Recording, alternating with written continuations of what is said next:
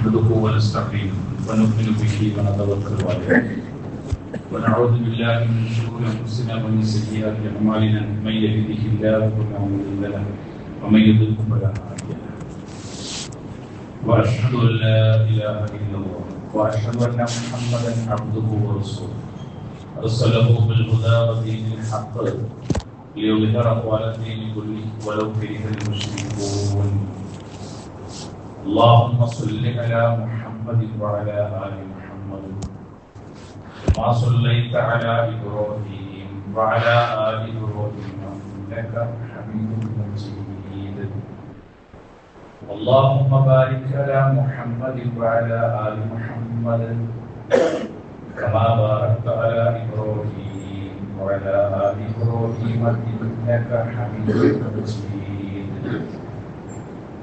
أما بعد فإن خير الحديث كتاب الله وخير الهدي هدي محمد صلى الله عليه وسلم وشر الأمور محدثاتها وكل محدثة بدعة وكل بدعة ضلالة وكل ضلالة في النار يا أيها الذين آمنوا اتقوا الله حق تقاته ولا تموتن إلا وأنتم مسلمون أعوذ بالله من الشيطان الرجيم بسم الله الرحمن الرحيم يا أيها الذين آمنوا كتب عليكم الصيام كما كتب على الذين من قبلكم لعلكم تتقون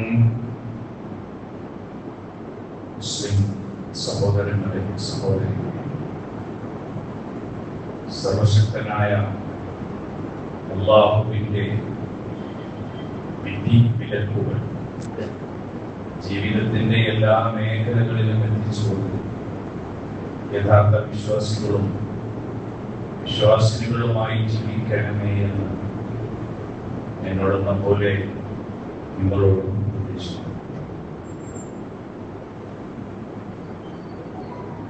വിശുദ്ധ റമദാനിന്റെ തൊട്ട് മുമ്പ് ശഅബാൻ മാസത്തിൽ അല്ലാഹുവിന്റെ റസൂൽ ശഅബാനിന്റെ അവസാന വേളയിൽ നൽകിയ ഉപദേശം സൽമാൻ അൽ ഫാരിസി റളിയല്ലാഹു അൻഹു പറയുന്നതായി ഹദീസുകൾ വന്നിട്ടുണ്ട്.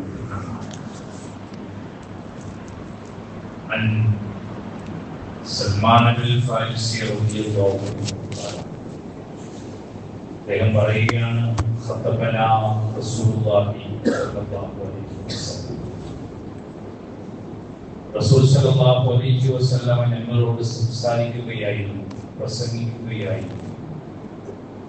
ഫി ആഖിരി യൗമി മിൻ ശഅബാൻ, ശഅബാനിന്റെ അവസാന ദിവസങ്ങളിൽ റസൂൽ സംസാരിക്കുകയായിരുന്നു. ഖാല റസൂൽ സ്വല്ലല്ലാഹു അലൈഹി വസല്ലം പറഞ്ഞു, യാ അയ്യുഹന്നാസ്, മനുഷ്യരെ, ഖദ് അളല്ലകും ശഹ്റുൻ അളീം, മഹത്തായ ഒരു മാസം നിങ്ങളിലേക്ക് കടന്നു വരികയാണ്. ശഹ്റുൻ മുബാറക്, അനുഗ്രഹീതമായ ഒരു മാസമാണ് നിങ്ങളിലേക്ക് കടന്നു വരുന്നത്. ഫീഹി ലൈല, ആ അനുഗ്രഹീതമായ മാസത്തിൽ ഒരു രാത്രിയുണ്ട്. ഖൈറും മിൻ അൽഫി ശഹർ, 1000 മാസങ്ങളെക്കാൾ പുണ്യമുള്ളതാണ് ആ രാത്രി. ജഅലല്ലാഹു സിയാമുഹു ഫരീളതൻ, ആ മാസം അല്ലാഹ് നിങ്ങൾക്ക് നോമ്പ് നിർബന്ധമാക്കപ്പെട്ടിരിക്കുകയാണ്. വഖിയാമ ലൈലിഹി തതവ്വുഅൻ, സുന്നത്തായിക്കൊണ്ട്, പ്രബലമായ ഒരു സുന്നത്തായിക്കൊണ്ട് രാത്രി നമസ്കാരവും നിങ്ങൾക്ക് വേണ്ടി അവൻ നിശ്ചയിച്ചു. മൻ തഖറബ ഫീഹി ബിഖസ്ലത്തിൻ മിനൽ ഖൈർ, ആ മാസങ്ങളിൽ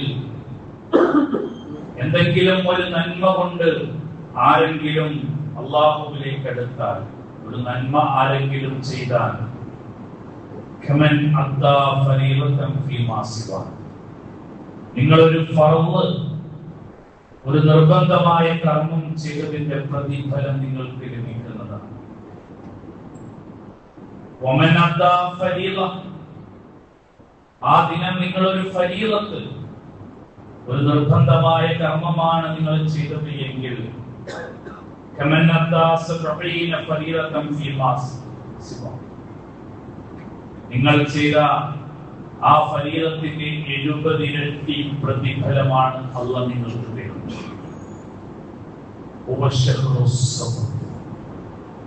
അത് ക്ഷമയുടെ മാസമാണ്.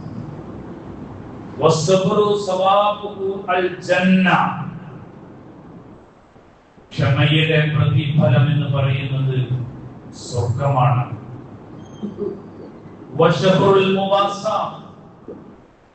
അത് സാഹോദര്യത്തിന്റെയും സമത്വത്തിന്റെയും മാസമാണ്. ഷഹ്റുൻ, ആ മാസത്തിന്റെ പ്രത്യേകത യുസാദു ലിസുഖുൽ മുഅ്മിനീൻ, വിശ്വാസികളുടെ ഉപജീവനം, അവരുടെ റിസ്ക് അധികരിക്കപ്പെടുന്ന ഒരു മാസമാണ്. അവ്വലുഹു റഹ്മ, അതിന്റെ ആദ്യത്തെ ഭാഗം കാരുണ്യത്തിന്റേതാണ്.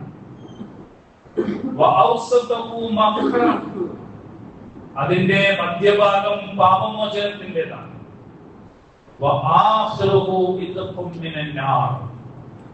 അതിന്റെ അവസാനം നരകത്തിൽ നിന്നുള്ള മോചനമാണ്. ഒരു മഹാമാസം. ആരെങ്കിലും ഒരു നോമ്പുകാരന് നോമ്പ് തുറപ്പിച്ചാൽ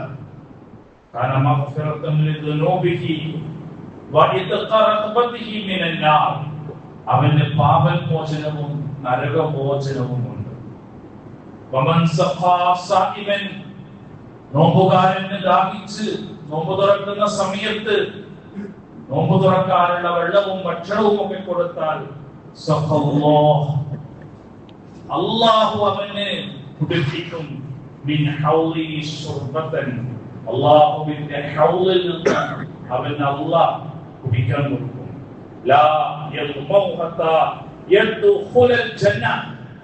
മരണശേഷം അവന്റെ ബർസഖിൽ അവൻ സ്വർഗത്തിലെത്തുന്നത് വരെ അവന് പിന്നെ ദാഹം ഉണ്ടാവുകയില്ല. അതൊരു മാസമാണ്. ആ മാസം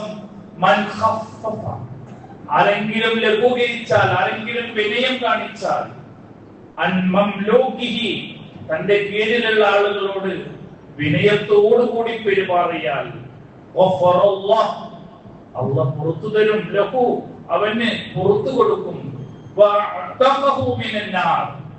നരകത്തിൽ നിന്ന് അല്ലാഹ് അവനെ മോചിപ്പിക്കുകയും ചെയ്യും. ഇത് അല്ലാഹുവിന്റെ റസൂലിന്റെ ഒരു പ്രസംഗമാണ്. ശഅബാനിന്റെ അവസാനം, റമളാൻ വരുന്നതിന്റെ തൊട്ടുമുമ്പ് എന്താണ് നോമ്പ് എന്ന്, നോമ്പിന്റെ പ്രത്യേകത എന്താണ് എന്ന് ഈ ഹദീസിലൂടെ അല്ലാഹുവിന്റെ റസൂല് ആർക്കും മനസ്സിലാകുന്ന രൂപത്തിൽ പഠിപ്പിച്ചു തരികയാണ്. ഖുർആൻ പറഞ്ഞു, എന്തിന് നിങ്ങൾ നോമ്പ് നോൽക്കണം? വിശ്വാസികളെ, നോമ്പ് നിങ്ങൾക്ക് നിർബന്ധമാണ്. എന്തിനാണ് നോമ്പ് നിങ്ങൾക്ക് നിർബന്ധമാക്കിയത്? ലഅല്ലകും തത്തഖൂൻ, നിങ്ങൾ തഖ്വയുള്ളവരാകണം, സൂക്ഷ്മതയുള്ളവരാകണം, നിങ്ങളുടെ മനസ്സ് നന്നാവണം.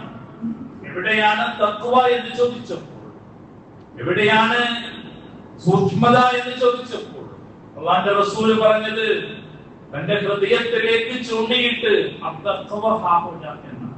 അതുകൊണ്ടാണ് ഇന്നഫിൽ ജസദി മുദ്ഗ, നിങ്ങളുടെയൊക്കെ ശരീരത്തിൽ ഒരു മാംസ കഷ്ണമുണ്ട്. ഫൈദാ സ്വലഹത് സ്വലഹൽ ജസദു കുല്ലു, അത് നന്നായാൽ നിങ്ങളുടെ ശരീരം മുഴുവനും നന്നായി. നിങ്ങൾ തേച്ചു കുളിച്ചിട്ട് കാര്യമില്ല, സുഗന്ധം പൂശിയിട്ട് കാര്യമില്ല, നല്ല വസ്ത്രം ധരിച്ചിട്ട് കാര്യമില്ല. അതോടൊപ്പം സലഹൽ ജസദു കുല്ലുഹു, ശരീരം മുഴുവൻ നന്നാവാൻ ആ മാംസകഷ്ണം നന്നാവണം. വൈദാ ഫസദത്ത്, അത് മോശമായാൽ ഫസദൽ ജസ്ദു കുല്ലുഹു, നിങ്ങളുടെ ശരീരം മുഴുവനും അങ്ങ് മോശമാണ്. അല്ല, അറിയണം, ഖൽബ്, അതാണ് നിങ്ങളുടെ ഹൃദയം എന്ന് പറയുന്നത്.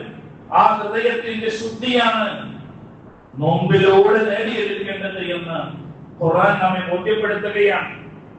നമ്മൾ വൃത്തിയാക്കി വീട്ടിലെ ചെറിയ പൊടികൾ പോലും തുടച്ചെടുത്തു. ഇമാം ഗസാലി റഹ്മത്തുള്ളാഹി അതിനെ കുറിച്ച് വിശദീകരിച്ചു. ഹൃദയം ഒരു പാത്രം പോലെയാണ്. ആ പാത്രത്തിൽ മാലിന്യം എന്ന് നിറഞ്ഞാൽ അവിടേക്ക് സത്യം തന്നെ എത്തുകയില്ല. അതുകൊണ്ടാണ് ഖുർആൻ പറഞ്ഞത് ഖദ് അഫ്ലഹ മൻ സക്കാഹ ഖദ് ഖാബ മൻ ദസ്സാഹ. ഖദ് അഫ്ലഹ മൻ സക്കാഹ, ആ ഒരു ഹൃദയത്തെ ശുദ്ധീകരിച്ചവനാണ് വിജയിക്കുന്നത്. ആ ഒരു ഹൃദയത്തെ മോശമാക്കിയവൻ ഖാബ മൻ ദസ്സാഹ, അവൻ പരാജയപ്പെട്ടു പോയി. ഈ ഒരു വിജയത്തിന് വേണ്ടിയാണ് നോമ്പ് അല്ലാഹ് നമുക്ക് നിർബന്ധമാക്കിയത്. നിർബന്ധമാക്കിയിട്ട് അല്ലാഹ് പറഞ്ഞു, നിങ്ങൾക്ക് നോമ്പ് നോറ്റാൽ സ്വർഗം തരാം, സ്വർഗത്തിൽ നിങ്ങൾക്കൊരു കവാടം തരാം. റയ്യാൻ എന്നൊരു കവാടം നിങ്ങൾക്ക് സ്വർഗത്തിൽ അല്ലാഹ് ഒരുക്കി വെച്ചിട്ടുണ്ട് നോമ്പുകാർക്ക്. ഇവിടെയാണ് നമ്മൾ സ്വർഗം കിട്ടുമെന്ന് കരുതി നോമ്പ് നോക്കേണ്ടത്. സ്വർഗം എന്ന് പറയുന്നത് വളരെ എളുപ്പത്തിൽ നമുക്ക് കയറി ചെല്ലാവുന്ന ഒരു പൂന്തോട്ടമല്ല. വളരെ എളുപ്പത്തിൽ നമുക്ക് കയറി ചെല്ലാവുന്ന ഒരു ഉദ്യാനമല്ല സ്വർഗം എന്ന് പറയുന്നത്.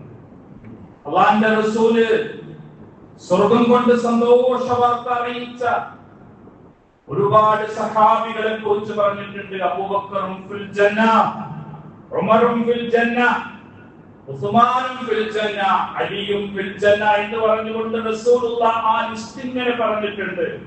തൽഹത്ത് ഇബ്നു ഉബൈദുല്ലാഹ്, ബിലാൽ ഇബ്നു റബാഹ്, സ്വർഗം കൊണ്ട് സന്തോഷ വാർത്ത അറിയിച്ച, സ്വർഗം കിട്ടിയ ആളുകളാണ് ഇവരൊക്കെ എന്ന് അല്ലാഹുവിന്റെ റസൂൽ ഇങ്ങനെ ഒരു ലിസ്റ്റ് പറഞ്ഞിട്ടുണ്ട്.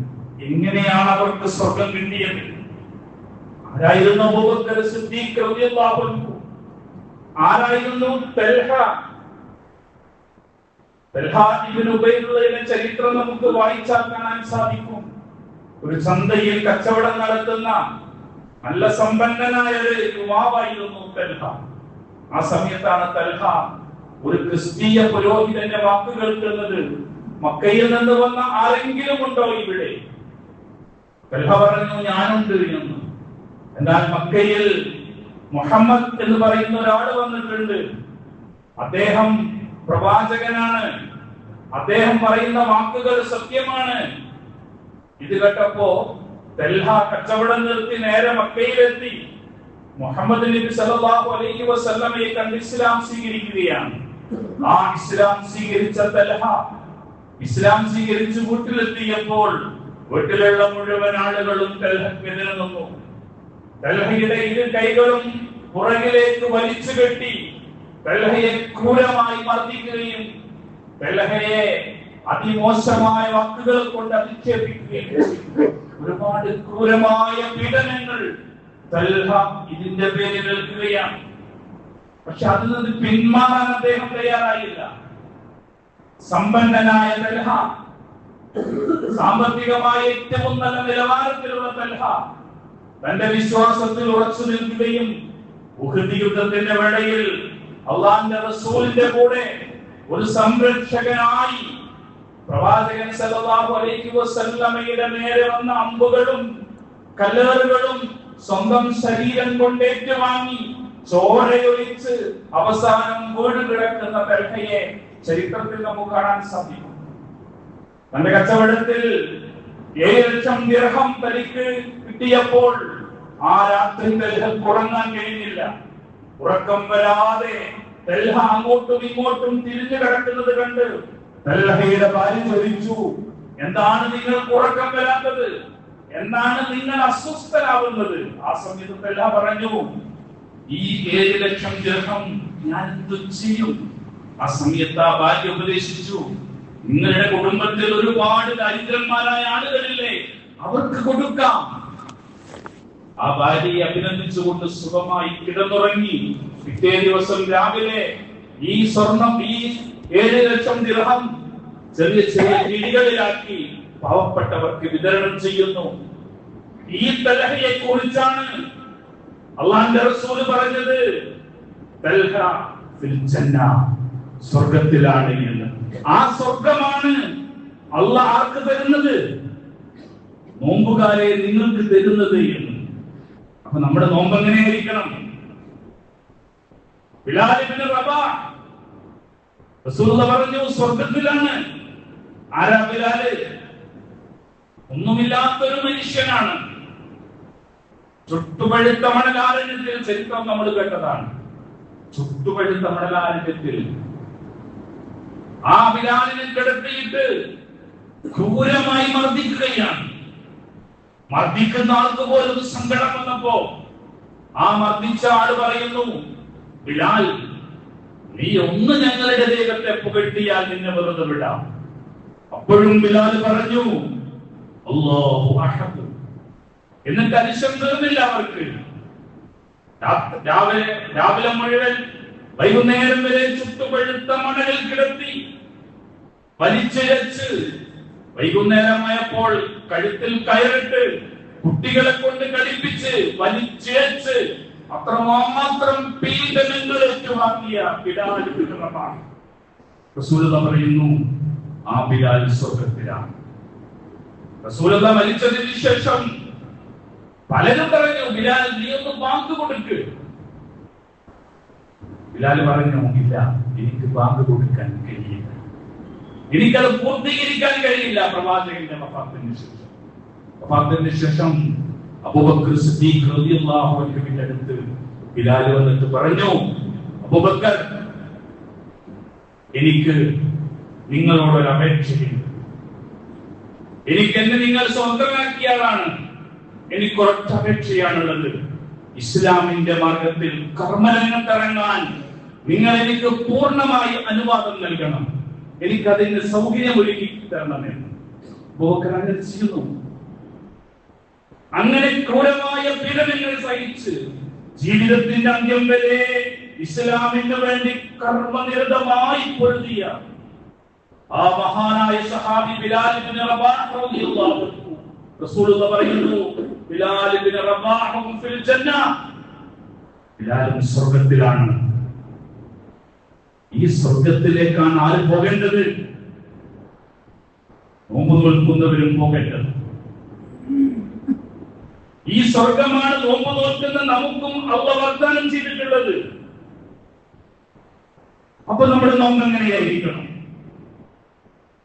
ആ നോമ്പ് എങ്ങനെയായിരിക്കണം എന്ന് റസൂലുള്ളാഹിന്റെ ശഅബാനിന്റെ തൊട്ട് മുമ്പിലുള്ള പ്രസംഗത്തിൽ റസൂലുള്ളാഹി അങ്ങനെ വിശദീകരിച്ചു.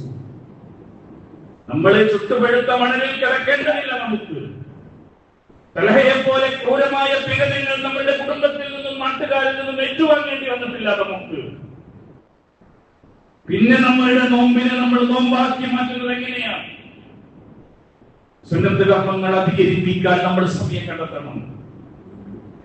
മുഴുവൻ സമയം റീൽസിൽ സമയം ചെലവഴിക്കുന്ന സ്ക്രീനുകൾക്ക് അഡിക്റ്റ് ആയിട്ടുള്ള നമ്മൾ നോമ്പിന്റെ സമയത്തെങ്കിലും അതിൽ നിന്നൊക്കെ മാറി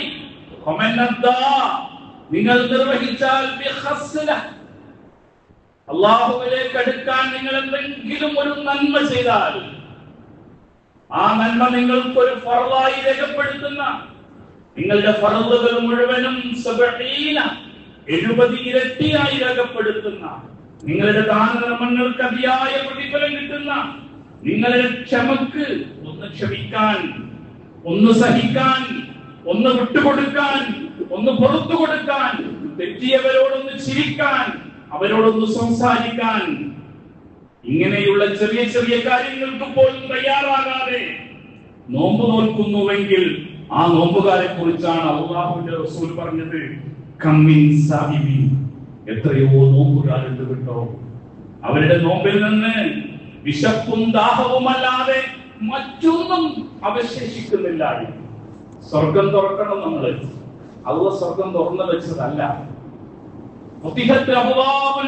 എന്ന് പറഞ്ഞാൽ സ്വർഗത്തിന്റെ കവാടങ്ങൾ ഇതാ നോമ്പിന് തുറന്നു വെച്ചു എന്ന് പറഞ്ഞാൽ സഹോദരങ്ങളെ, അതിന്റെ താക്കോൽ അള്ളാന്റെ കയ്യിലല്ല, അതിന്റെ താക്കോൽ നമ്മളുടെ കയ്യിലാണ്. നമ്മുടെ സ്വർഗം നമ്മൾ തുറക്കണം. എന്റെ സ്വർഗം ഞാൻ തുറക്കണം. എന്റെ സ്വർഗം എന്റെ വാപ്പാക്ക് തുറക്കാൻ കഴിയില്ല, എന്റെ മക്കൾക്ക് തുറക്കാൻ കഴിയില്ല, എന്റെ ഭാര്യക്ക് തുറക്കാൻ കഴിയില്ല, എന്റെ ഭർത്താവിന് തുറക്കാൻ കഴിയില്ല. എന്റെ സ്വർഗം ഞാൻ തുറക്കണം നോമ്പിലൂടെ. നോമ്പിന്റെ സമയങ്ങൾ ഇബാദത്തിന് വേണ്ടി ചെലവഴിക്കാൻ, പള്ളികളിൽ ചെലവഴിക്കാൻ, വിശുദ്ധ ഖുർആനിൽ ചെലവഴിക്കാൻ, നന്മകളിൽ ചെലവഴിക്കാൻ, സുന്നത്തുകളിൽ ചെലവഴിക്കാൻ, ഫർളുകളിൽ കൃത്യത പുലർത്താൻ സാധിക്കണം. മനുഷ്യന്റെ മനസ്സാണ്, മനസ്സിന് ചെറിയ ചെറിയ പോരായ്മകളൊക്കെ വരും, അത് സ്വാഭാവികമാണ്. നമ്മൾ ജീവിക്കുന്ന ലോകം എങ്ങനെയാണ്? ആ ലോകത്ത് നമ്മൾ ജീവിക്കുമ്പോ നമ്മുടെ മനസ്സിൽ ഒരുപാട് കറപിടിക്കും. ഇമാം ഗസാലി പറഞ്ഞതുപോലെ ഒരു പാത്രം ഇങ്ങനെ തുറന്നു വെച്ചാൽ ആ പാത്രത്തിൽ ഇങ്ങനെ പൊടിപടലങ്ങൾ വന്ന് നിറയുന്നത് പോലെ നമ്മളിങ്ങനെ സഞ്ചരിക്കുമ്പോ, നമ്മളിങ്ങനെ ഇടപെടുമ്പോ, നമ്മളിങ്ങനെ ജീവിക്കുമ്പോ മനസ്സിൽ ഒരുപാട് കറകൾ ഉണ്ടാകും. ആ കറകൾ മാഞ്ഞു പോകണം.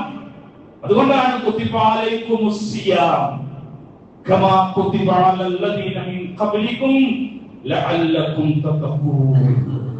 നിങ്ങൾ സൂക്ഷ്മതയുള്ളവരായി മാറണം. ആ സൂക്ഷ്മത നോമ്പിലൂടെ നേടിയെടുക്കേണ്ടത് എങ്ങനെയെന്ന് അല്ലാഹുവിന്റെ റസൂൽ പഠിപ്പിച്ചു. നോമ്പ് തോറ്റ് നിങ്ങൾ നന്മയിൽ ചെലവഴിക്കുക,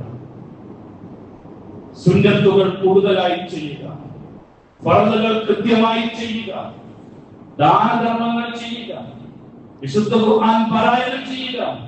ഇങ്ങനെ നോമ്പിൽ എന്തെല്ലാം നന്മകളുണ്ടോ അതെല്ലാം ചെയ്തുകൊണ്ട് അല്ലാഹുവിലേക്ക് കൂടുതൽ അടുക്കുമ്പോൾ, അല്ലാഹുവിനെ കുറിച്ചുള്ള ചിന്തകൾ കൂടുതൽ ഉണ്ടാകുമ്പോൾ മനുഷ്യന്റെ മനസ്സ് വിശാലമാകും. മനസ്സിൽ നിന്ന് കറകളില്ലാതെയാകും. മനസ്സിൽ നിന്ന് പാപങ്ങൾ അല്ലാഹ് പുറത്തു തന്ന് സ്വർഗത്തിന്റെ താക്കോൽ നമ്മുടെ കയ്യിൽ അല്ലാഹ് തരും. സ്വർഗം നേടുക എന്ന് പറഞ്ഞത് വിശപ്പും ദാഹവും സഹിച്ചതുകൊണ്ട് മാത്രം സ്വർഗം നേടാൻ കഴിയില്ല. നമ്മൾ ആലോചിക്കണം, അവരൊക്കെ പോയ സ്വർഗത്തിലാണ് നമ്മൾ പോകേണ്ടത്. റസൂലുള്ളാഹി സ്വർഗത്തിലാണ്, ബിലാൽ പോകുന്ന സ്വർഗത്തിലാണ്, ഖലീഫമാര് പോയ സ്വർഗത്തിലാണ്. അഹദുൽ മുബശ്ശിരീന്റെ ലിസ്റ്റ് നമുക്കറിയാം. ആ ലിസ്റ്റ് കാണാതെ പഠിച്ചിട്ട് കാര്യമില്ല. അവരോടൊപ്പം പോകാൻ നോമ്പ് നമുക്ക് സഹായകമാകണം. ആ രൂപത്തിൽ നോമ്പനുഷ്ഠിക്കാൻ അല്ലാഹു നമുക്ക് തൗഫീഖ് നൽകുമാറാകട്ടെ.